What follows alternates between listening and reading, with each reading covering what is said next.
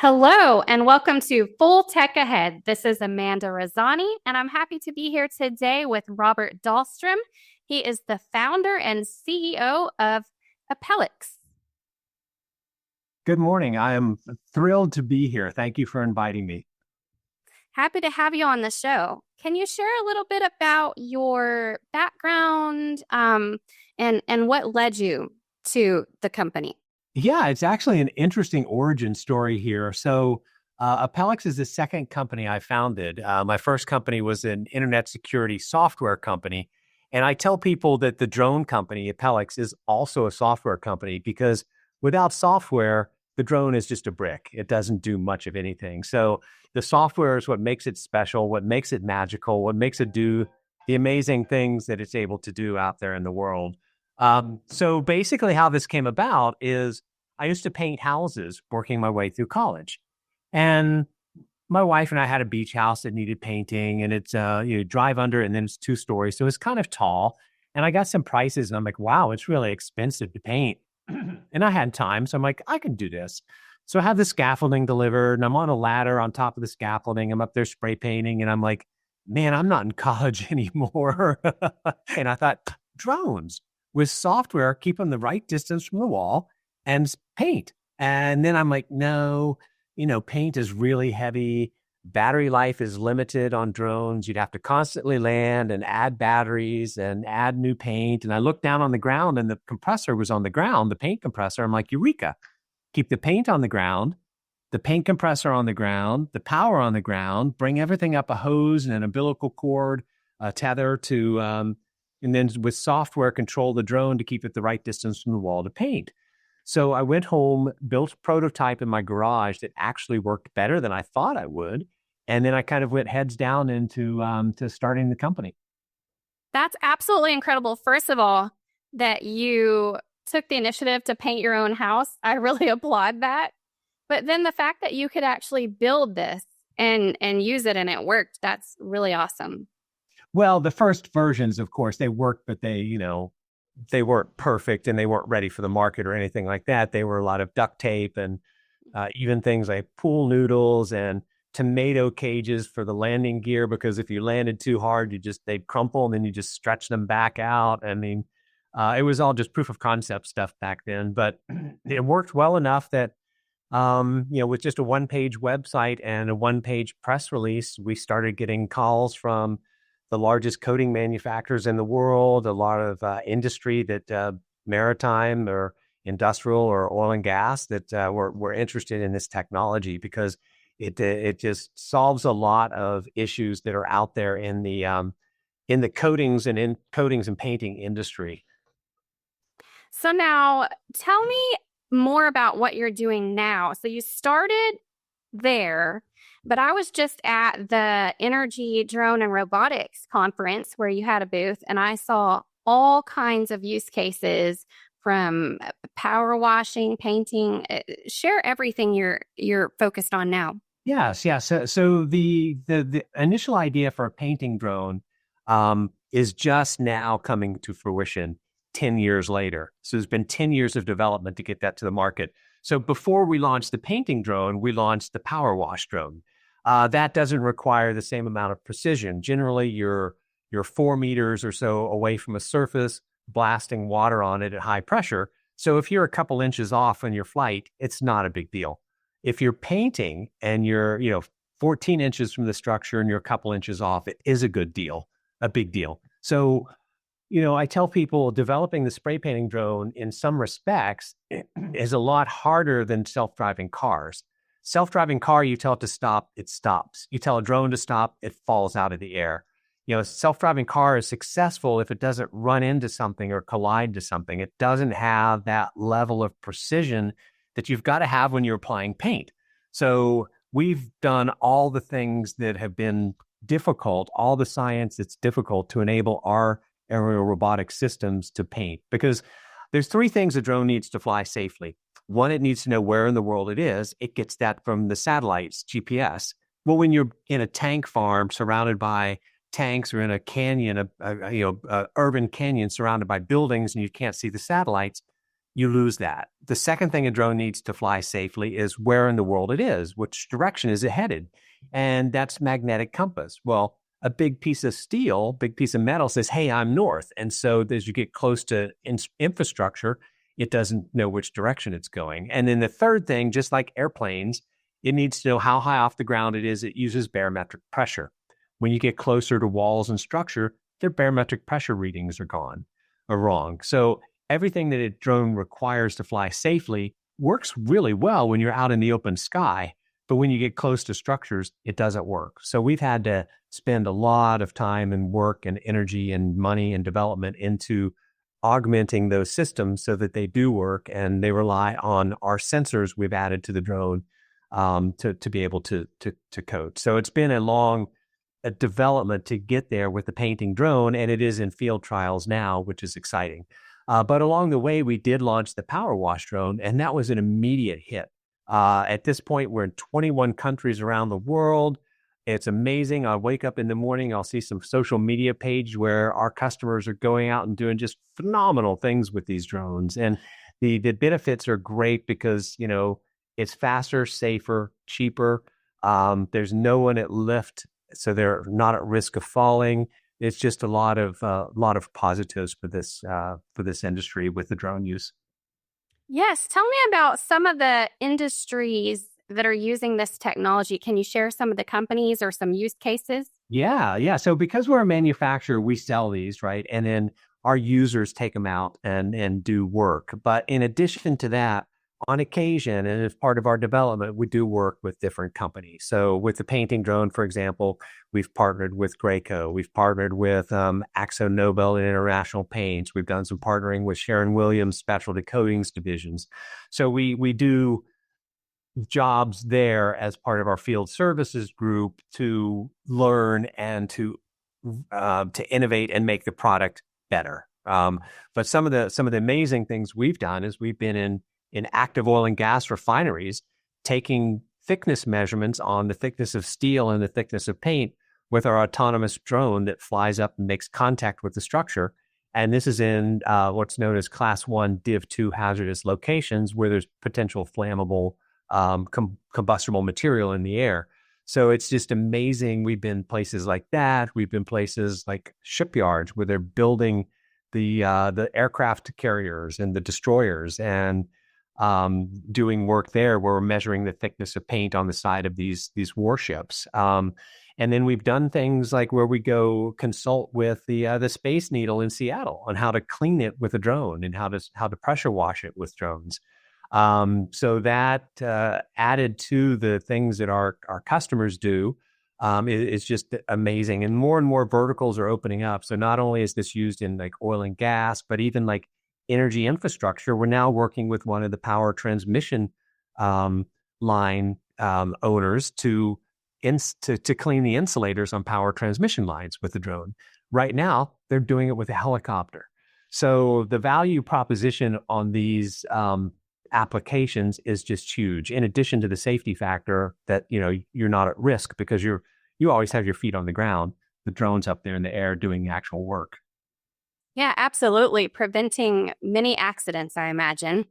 Yeah, and we've even done things like we did a case study with the city of Worcester, Ohio, right? They have an elevated water tower out there, and we did it. Half the cleaning was done with the drone, half the cleaning was done the conventional way with a lift and people up there on pressure washers. And then the coatings company inspected it and said, yes, both sides are equally clean. But then the kicker was you just extended the life of the coating 4 to 5 years. So to paint one of those elevated water towers is like $750,000. And they typically have a 30-year lifespan. So that's $15,000 a year, basically. So, or $5,000 a year. So anyhow, you multiply that times 4 years, you've just saved that municipality, $100,000 basically, because it's $25,000 a year. So because they don't have to paint it as soon. So by keeping it clean, there's just a huge amount of economic benefits to public infrastructure, to the private infrastructure, to hotels, hospitals, anything around the world.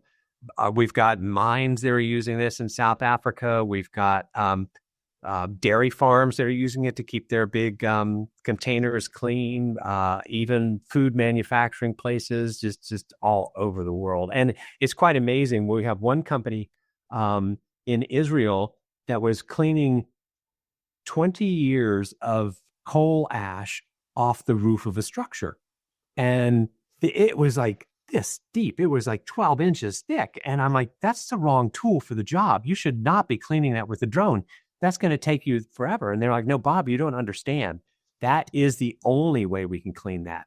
Because it's a 20-year-old roof, we can't walk on it because we don't know the structural integrity underneath it. So the safety people wouldn't allow that.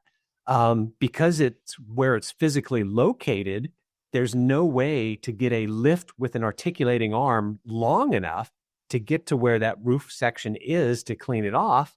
So their only other option was to bring in a 180-foot crane and have somebody in a basket hanging from the crane power washing the roof. And the safety department said, no, no, no, you can't do that. That's why it hadn't been cleaned in 20 years. But they were up there blasting those big chunks down into smaller chunks and smaller chunks and smaller chunks and washing them over the edge with the power washing drone. So it does things that historically have been impossible or difficult to do. And one of the advantages, because it is small and mobile, is it doesn't really care about complicated geometry. If you're trying to scaffold something or bring in a lift or bring in a crane and you've got a complicated geometric structure, it takes a lot of moving things around to be able to get people at elevation to clean those things or to pressure wash them or to paint them, right? But the drone doesn't care. It can fly around complicated geometries very simply and easily. Wow. So the return on investment is not just monetarily, it's time, efficiency, and safety all. Yeah, exactly. What is the size of the drones, or do they come in different sizes? So they're all about the same size. The ones we make at Apellix, they're all built for the 55-pound weight classification by the FAA. So once you start lifting over 55 pounds, you have to get special waivers or exemptions to do that. If you stay under 55 pounds, all that's required is a drone pilot's license. And flying within the regulations, obviously. So that enables us to power wash up to 194 or 197 feet using a standard hose, which is 31 feet higher than some of our other competitors can do with the same hose, because our drone is the lightest, most powerful drone in that 55-pound category. But they are pretty beefy, right? They're about a meter by a meter, so about 36 inches. But there are 8 motors on them, so 4 arms. So, a lot of what our engineering has done is we've built the safest drone possible. And by having 8 motors and 4 arms, if one motor goes out for some reason, you're still able to safely fly the drone and land it because you've got redundancy there. That's also part of what makes it so powerful, is having those 8 motors. But it folds down; those arms they push in and fold down, and it goes inside of a 24-inch cube. So you've got a 26-inch Pelican case that it goes inside of for transport. So they are pretty easy to get to a job site and pop open the arms and connect your water to it or your paint to it, and boom, you're up and running. Wow, that's impressive. So are you sitting behind a computer piloting this drone? You said it's autonomous, but do you have to program and watch where it's going? There are different levels of autonomy depending on the drone. So the power wash drone is basically 100% manually flown. Now, there is some autonomy on there that will hold it the right distance from the wall. Like if you want to set it to clean the side of a building and you want to be 2 meters, 4 meters, 6 meters away, there are settings on there that you do so that you never get closer than that. The painting drone has much more autonomy in it. The painting drone is maintaining the distance. It's locked in the distance from the structure so that it's not varying. It's locked in the perpendicularity so that it's pointing to the structure. It's not pointing to the left or the right. And it's locked in the speed at which it travels. So it's also using the computer to turn on and off the paint. You don't manually do that. So there's a more a lot more autonomy built into the painting drone. And then moving both those platforms forwards towards full autonomy is the work we're doing with the US Army. So we have a small contract with the Army for chemical, biological, radiological, and nuclear defense. So that's CBRN defense. So in the event that somebody drops a chemical warfare, right? They drop a biological agent. Right now, it can take the Army 10 hours or days to clean their assets and get them back in service. We are working with them in a way to do it within 10 minutes. And we're working such that it's autonomous. So right now, our proof of concept with that, the drone pops up, looks around, locates the target, flies to the target, does a mapping of the target, and then figures out how to turn on the water to clean it, to rinse it off. Then the next component is it'll be scanned, and they'll determine where there's any biological agents or chemical agents. And then the third component would be we would then go and spray and encapsulate and or paint over the paint that neutralize the decontamination agents and neutralize it. And what's beautiful about that is that's all done autonomously without a soldier being present, so that the soldiers are safe and out of harm's way. But it's a dual use technology, meaning everything we develop for the U.S. Army is also being made available to the general market. So you can see where we're going as we develop this for the Army. We'll be adding that capability to all of our platforms, painting, cleaning, non-destructive testing as well, so that the drones are all autonomous. That's wonderful. So what's next? Do you have any next solution you're trying to solve that you can share a little bit about? Absolutely. So one of the things is, so we built the reason we're launching the spray painting drone now is the pressure washing drone is built on an amazing platform that's in use in 21 countries around the world by hundreds of companies, and it's got tens of thousands of flight hours on it. And it is a remarkably stable platform. So that gave us the technology we needed for the spray painting drone to be able to launch it on a rock solid, battle hardened platform. And so now that we have that platform, we're able to launch the painting drone. So the painting drone is doing traditional, what's called airless paint spray painting. So that's when you see people spray painting 99% of the time, they're going to be spray painting traditional airless paint spray systems. There are also specialty coatings. There's just an amazing amount of technology that's gone into the coatings field over the last couple decades. And things like nanotechnologies have come along. And there's a coating out there is developed by NASA. And it actually, you spray it on something and it pulls carbon monoxide and nitrous oxide out of the air. And those are the two main components for smog. So this actually cleans the air. And the scientific studies they've done with this, where they've done coatings of like city streets, where they've coated the buildings with this, and then they measure the amount of pollution in the area, and it significantly takes pollution out of the air. And it's activated by sunlight, and the pollution sticks to the wall, and then it just rinses off when it rains. So and it turns it into water and salt most likely. So not getting too scientific, basically water and salt. So what we want to do is we want to apply that to be able to clean the air. So think of all the sound walls on the side of the interstates. There are thousands and thousands of miles of that. If we apply this specialty coating to those sound walls, we can drop pollution. And there are hundreds of thousands of deaths around the world every year due to pollution, air pollution, where people are breathing, things that is not good for them. And so by reducing pollution, that's just air pollution. That's one more way we can use this drone technology to make the world a better and safer place. Now, to get there is going to be time, money, and development, because it is a nanotechnology, and it does require specialty technology to apply it. HPLV, high pressure, low volume system, versus an airless paint spray system. But now that we've got the airless paint spray system locked down to where it is so precise that it's able to apply coatings that are measured. Like here, this that I'm holding up is called a Q panel or a coupon. It's a piece of metal. Um, when you spray it, you take it down and then you measure the thickness of the paint as well as getting a visual to how well the coating was. And this is a specialty coating we put on here that you encapsulate over corrosion. It's used by the oil and gas companies offshore and onshore as well. And then it's measured in mils. A mil is a thousandth of an inch. So this one right here is 7.4 mils thick. So being able with our current system to be able to lay down a film of coatings and to the manufacturer's specification within 20% of their definition of what a good coating is just a world-changing, remarkable achievement.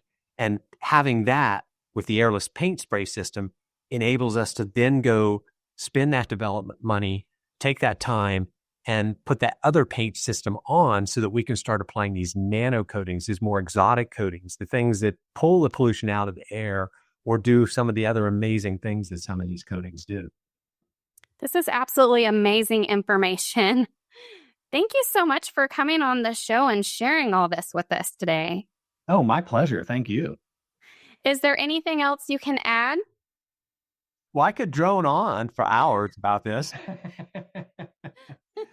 But no, I want to give my heartfelt appreciation for you providing the platform and allowing me to talk about this. But it is obviously something that's near and dear to my heart and very exciting, and it is something that I believe can save lives. And so I'm very fortunate to have so many amazing people here at Apellix working on this project. It's like I'm not worthy.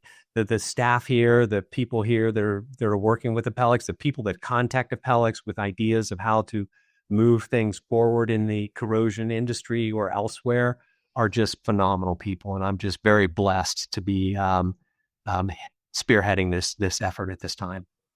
Absolutely. I think it's just amazing, all of the use cases, again, that I saw at that Energy, Drone, and Robotics Summit in Houston. Very fascinating. What the impact on the world is just remarkable. Yeah, I gave a speech to the International Window Cleaners Association this year, and one of the members in the audience, his father was a window cleaner, and he fell and died. And so I'm like, this is 2025. Why are there still people hanging on ropes off the side of buildings or on lifts cleaning or painting if we have drones that can do that, if we have robotic systems that can do that? So that's my mission, is to push this into the world and get people down off of elevation, put their feet on the ground where they're safe, have the robots out there doing the work instead. Absolutely. Well, that's a great mission. Thanks again for coming on our show. And I want to thank our audience. Stay tuned. There's more podcasts like this on the way.